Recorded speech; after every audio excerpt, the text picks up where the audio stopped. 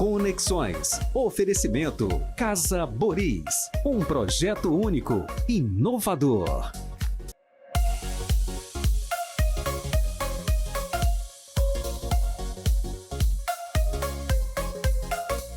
Está começando o programa mais conectado do Rádio Nacional, onde você vai conhecer a história real, sem cortes, dos principais nomes que fazem acontecer a nossa economia. Com muita descontração e com aquele otimismo de sempre que a todos contagia. Está entrando no ar o Conexões comigo, Ricardo Bezerra. E o tema de hoje, meus amigos, pense num tema interessante. A incrível história de um dos maiores inventores do Ceará, isso mesmo, inventores, em todos os tempos, e um dos engenheiros civis mais respeitados do Brasil. Autor de diversos projetos inovadores na área da construção civil, ele também é um dos maiores detentores de patentes registradas em nosso país. Eu estou falando, meus amigos, do grande Joaquim Caracas, o dono da Impacto Proteção, essa respeitadíssima empresa, e foi eleito a empresa Impacto Proteção, e ele, o Caracas, foi eleito o fornecedor do ano de todo o mercado imobiliário do Ceará na última edição do Prêmio Cidade Imobiliária. E o nosso convidado especial não poderia ser ninguém menos do que ele próprio, o meu amigo, meu irmão, meu cliente, Joaquim Caracas, da Impacto Proteção. Tudo bem, Caracas? Boa tarde, Ricardo. Boa tarde a todos. Gostaria primeiramente de agradecer à Jovem Pan por essa oportunidade, né, por estar podendo divulgar as nossas invenções, né, o nosso trabalho ao longo de 27 anos, que quando eu fundei a Impacto, eu sou sócio fundador da Impacto Proteção e sou engenheiro civil formado pela Universidade Federal do Ceará. Há 27 anos, com as suas invenções, o Caracas faz com que as obras do Ceará sejam mais bonitas, mais rápidas, mais seguras e mais baratas para quem está construindo e para quem está comprando. E ele vai contar tudo sobre isso já já, mas, Caracas, a gente vai começar pelo começo, tá? Vamos contar a tua história, tá? Desde os idos de Guaramiranga, eu queria que você contasse para nós, vamos começar do comecinho mesmo, a tua infância, onde foi que você estudou, lá em Guaramiranga, onde foi que você nasceu, é verdade que você nasceu num sítio? Fala um pouquinho dessa tua infância e mais, pergunta para a gente entender, você nasceu em Berço de Ouro? Eu nasci no município de Guaramiranga, né, na propriedade São Francisco, e lá vivi até os meus 4 anos de idade. Dos 4 até os 7 anos de idade, nós fomos morar na cidade de Guaramiranga, onde eu estudei lá tanto no grupo escolar e estudei no colégio Júlio Holanda. Lá na cidade de Guaramiranga? Lá na cidade de Guaramiranga. Lá foi quando nós começamos os estudos. A base é muito importante, né, Caracas? Mas, assim, aquela base na tua alfabetização, vamos dizer assim, do jardim à alfabetização, foi um bom ensino? Foi. Inclusive, na época, né, o Júlio Holanda era um colégio de freira, né? Os colégios de freira eram bem tradicionais, né? E cobravam muito, né, no ensino, né? Você era muito brincalhão, assim, danado, gostava de futebol, gostava... Como é que era? Como é que foi isso aí? Eu sempre fui muito inquieto, né? Sempre fui muito inquieto, sempre estava nas confusões, na época de menino, né? Ei, Caracas, me diz uma coisa. Esse teu senso, e nós já vamos conversar com você para que todos entendam essa tua inventividade, né? Esse teu gênio de inventor que você é, né? Eu também diria que você é um pouco misturado com o tio Patinhas também, porque você é um empreendedor nato, não onde você pega, vira ouro. E aí eu pergunto, teve alguma invenção tua quando tu era menino, assim? Conta aí como é que começou a primeira invenção do Caracas. Eu sempre gostei de fazer diferente, né? Na época que morava em Guaramiranga, o pessoal comprava os querosene em lata, certo? Que era as lamparinas, né? E você tem ideia, na época meu pai era o prefeito de Guaramiranga, eu resolvi fazer o quê? Eu resolvi botar uma fábrica de pá para apanhar lixo. Tu tinha quantos anos nessa época? Eu devia ter uns 7 anos no máximo. 7 anos? Tu já queria botar uma fábrica coloquei, de pá, colocou mesmo. E vendi muita pá de lixo lá em Guaramiranga. Aí tinha uma cooperativa, né? Frescando, tá falando sério, com 7 anos de idade. Aí tinha a cooperativa, o dinheiro eu ia apurando e ia guardando na cooperativa, na poupança, né?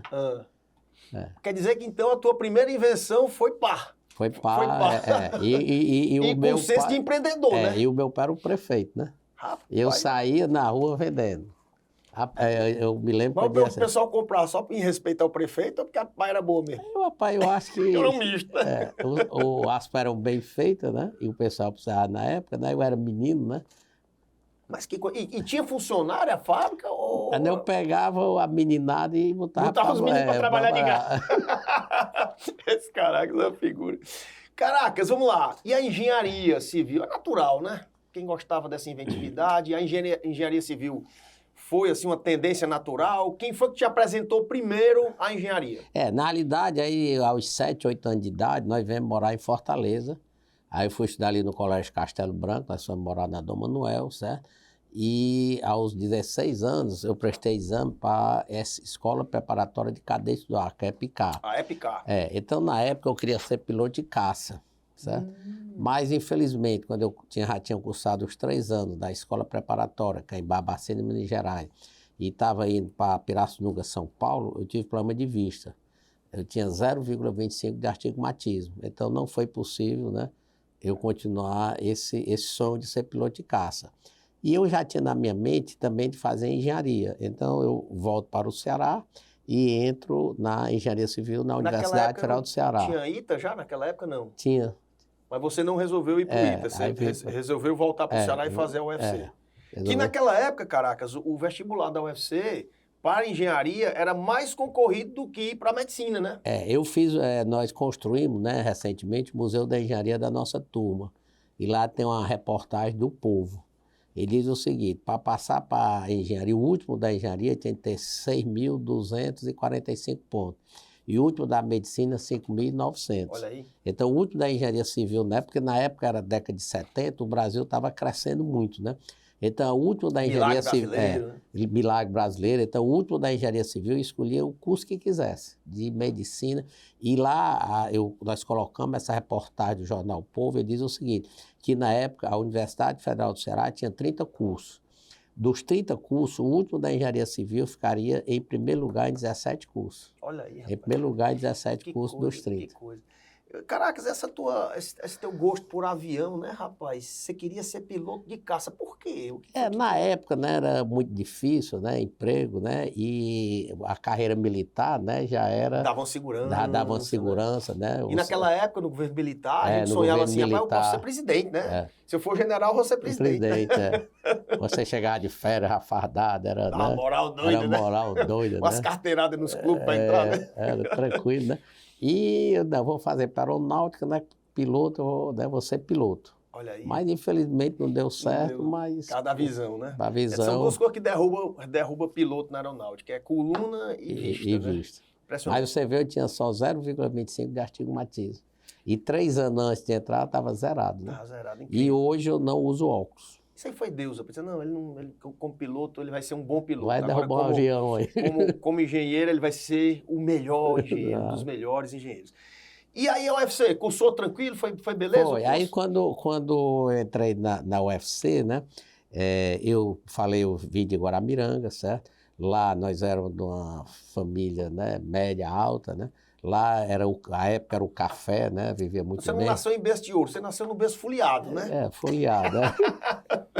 A gente vivia muito bem. Depois veio morar em Fortaleza e foi até interessante eu ter voltado pelo seguinte. Aí quando eu entrei na universidade em 1977, certo? E aconteceu de uma grande crise financeira lá na nossa família, certo? E o que é que aconteceu? Eu cheguei para o meu pai, nós temos lá, ainda tem, né, as propriedades de Guaramiranga, eu disse, só vai ter uma saída agora. O senhor compra uma Kombi e vamos vender banana. Você é o mais velho? Eu sou o mais velho dos homens. Lá em casa são 8 irmãos comigo, né? Dos 8 são 7 engenheiros, eu sou o terceiro. São 2 mulheres, eu sou o terceiro, mais velho dos homens. Aí ele comprou a Kombi. Seu pai entrou numa situação financeira difícil, complicada. Faltou dinheiro, né? Faltou dinheiro para fazer o supermercado. Imagina aí, o cara de classe média, nasce num berço folheado, né? E morando ali na Aldeota, numa casa muito boa. Caro, a vida cara, e de repente faltou a bala, né? Faltou o dinheiro. Lá em casa era um Maverick na época, né? E aí, nessa época, como foi? Não, aí é o seguinte, aí ele topou, Comprar uma Kombi e vender banana. Aí ele deu entrada, arranjou dinheiro emprestado e deu entrada numa Kombi lá na Ceará Motor. E eu combinei com ele o seguinte, ele ficaria na produção e eu ficaria na comercialização. E deu na primeira viagem para Guaramiranga, né? Ele aí ia ficar lá e eu voltava com a banana para comercializar aqui. Então, eu voltei com a primeira com a carrada, certo? Eu sei que eu terminei lá na favela do Dendê, a Kombi atolava, aí os meninos ajudavam a empurrar, eu mesmo contava a banana, né? E eu disse assim... Mas vendeu a produção toda? Vendeu, mas depois de uns 2 dias, 3 dias, batendo em todo canto. E eu digo, agora é complicado, porque agora nós temos a prestação da Kombi, né? Agora tinha a prestação. Mas aí também fui buscar a segunda. E eu já usei também, né, a carteirada, né? Porque na época, para passar para a engenharia civil era difícil, é como se fosse hoje para a medicina, né? Então eu chegava naquelas bodecas, pai, me ajude aí. Eu passei para a engenharia, né, e tal. E com isso, né? E eu fui ver que naquela época as frutas eram muito maltratadas, né? Vinha em cima de caminhões, o pessoal pisava, né? E eu comecei a ver o seguinte, ó, nós vamos ter que fazer diferente, vender banana por banana, né? Lá em casa, 8 filhos, não vai dar certo, né? Então, nós tivemos a ideia de fazer o quê? Fazer uns tanques no sítio, e eles tinham acabado de lançar aquelas caixas plásticas, certo? Para acomodar as frutas. Aí nós compramos as caixas plásticas, passamos a lavar a banana, aí já embalava lá no sítio, lavava, embalava e deixava pré-amadurecer lá. Então, a banana vinha numa qualidade que ninguém tinha. E eu separava a primeira de segunda e ia vender as segundas nas favelas, tá certo? Então, a nossa banana passou a ser diferente de todo mundo. O pessoal olhava, todo mundo queria a banana. E eu coloquei o nome de banana climatizada, né? Porque tem que dar o nome, né? Um marketing, né? Um marketing, né? Bicho, ainda é marqueteiro. Assim. Porque, né, e o pessoal via a diferença da nossa para os outros, né? E perguntava como é essa banana climatizada. Eu dizia, é complicado, é muita máquina a vapor, né? Não é muito fácil não, né? Mas era só... O bicho é vendedor também. Era só lavando com detergente.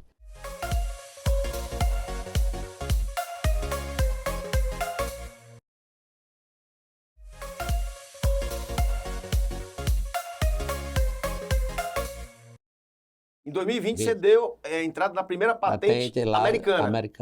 É. Então, eu queria fazer assim um tour virtual, imaginário, nessas suas criações. Mas eu queria que você focasse na tua criação, na tua patente mais prática hoje, utilizada pela construção civil, que mais tem sido utilizada e que te deu mais frutos. Na realidade, essas patentes são todas conectadas uma com a outra, né?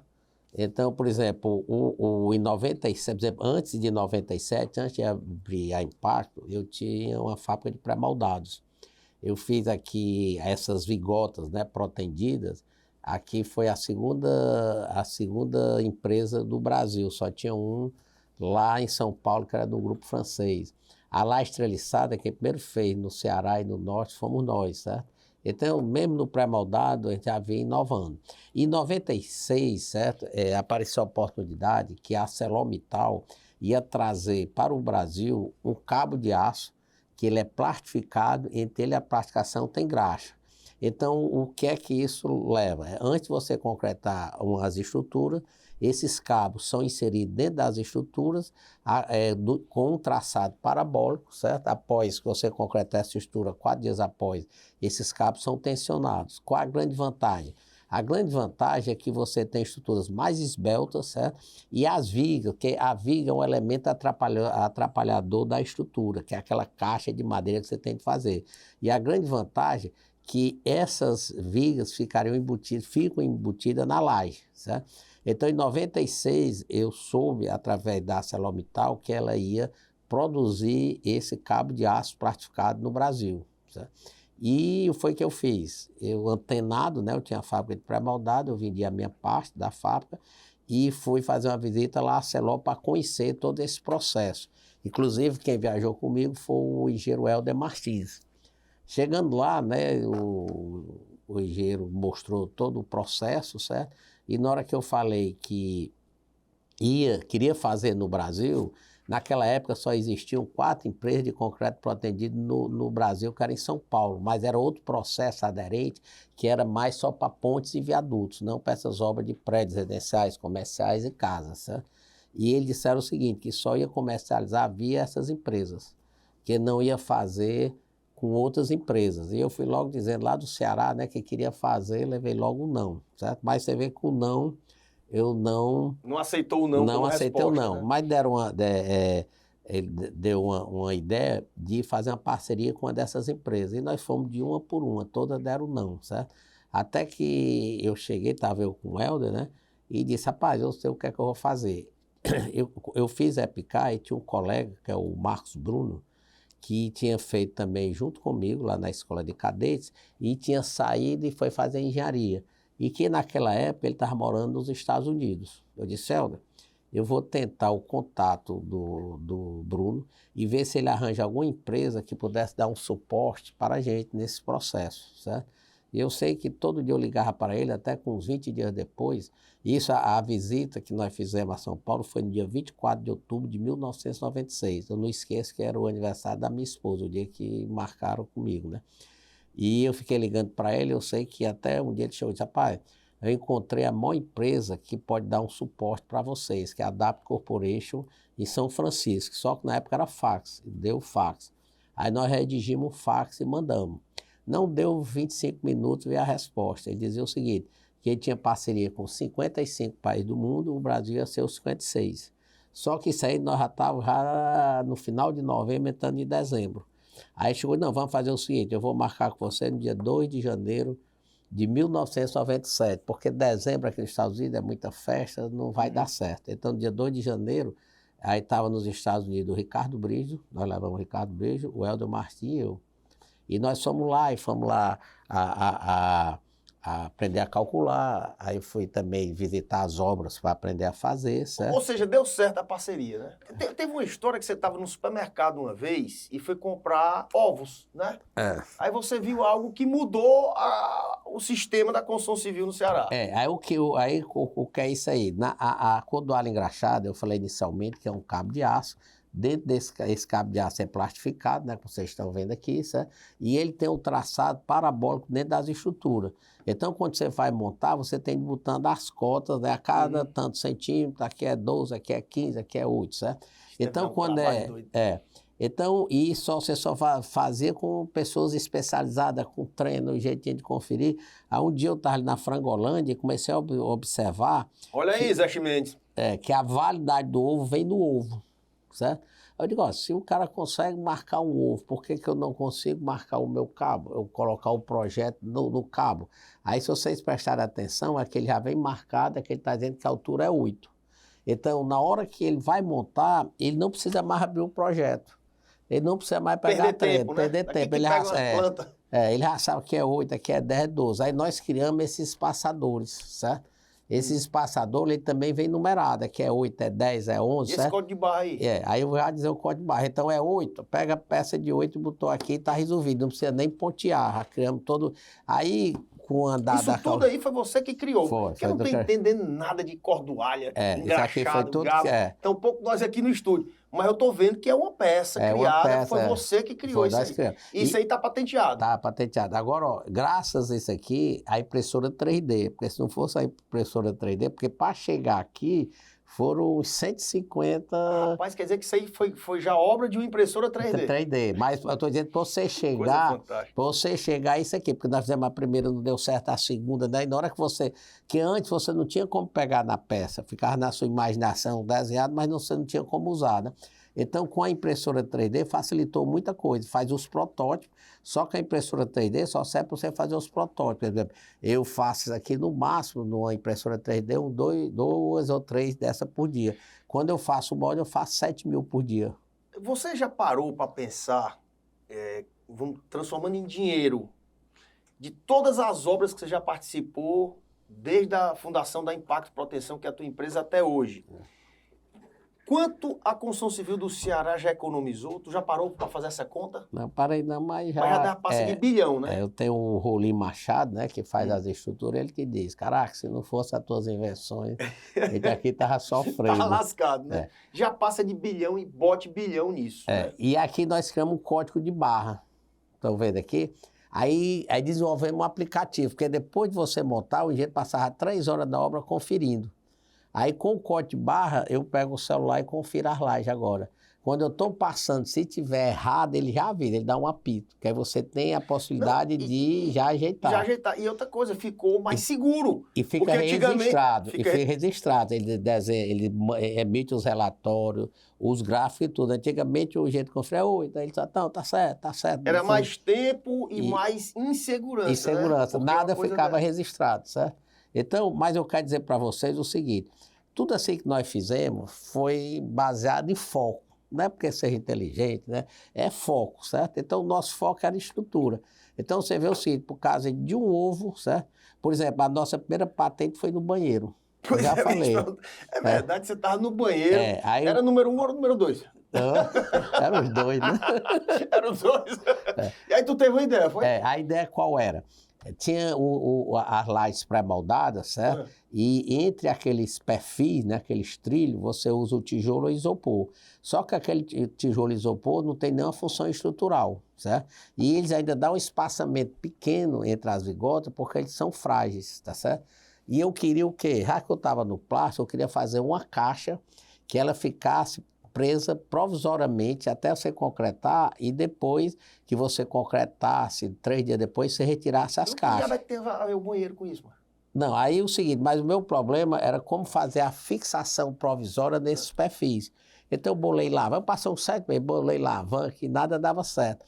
Aí nesse dia do banheiro, né, aí quando eu saio, eu puxo o papel higiênico. Aí caiu aquela haste, né, que segura o papel higiênico, são 2 pinos e a mola. Quando caiu, eu disse, resolvi meu problema. Aí eu peguei a caixa, fiz 2 furos na frente, 2 atrás e fiz aquela haste metálica. Mas o cara pensa em negócio, no foco dele é tão forte. Pois é, mas eu tava ali Que é 24 horas, o cara entra no banheiro, caiu o papel higiênico, ele se lembrou e resolveu um problema. Aí resolveu o problema, quer dizer, a solução estava ali todo dia do meu lado, né?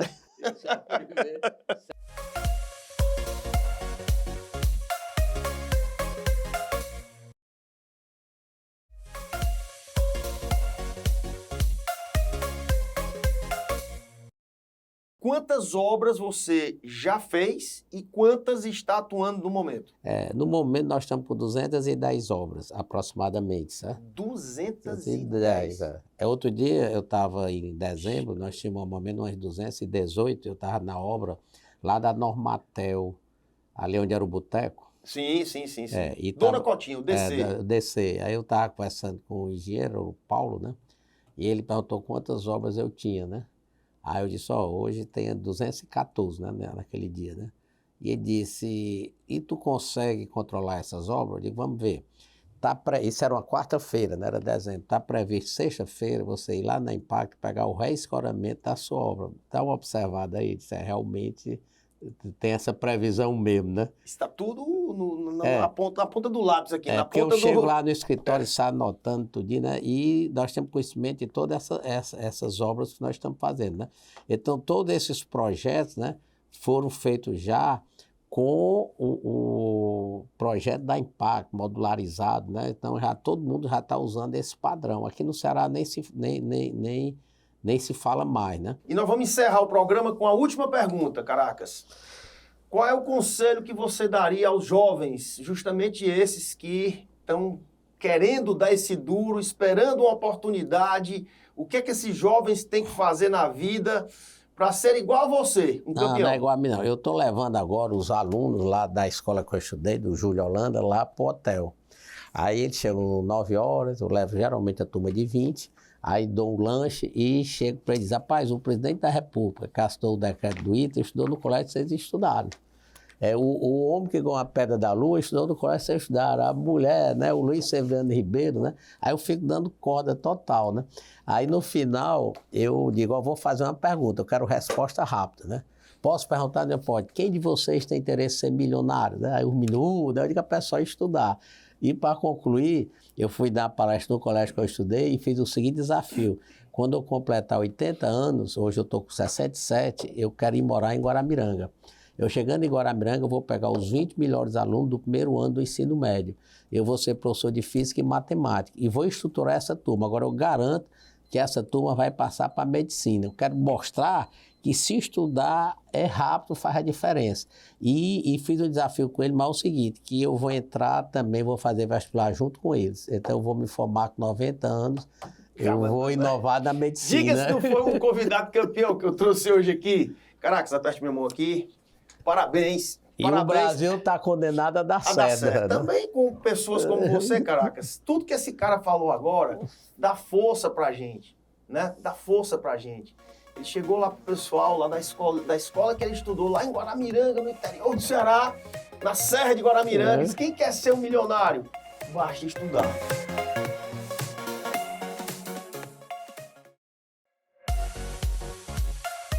Conexões. Oferecimento Casa Boris. Um projeto único, inovador.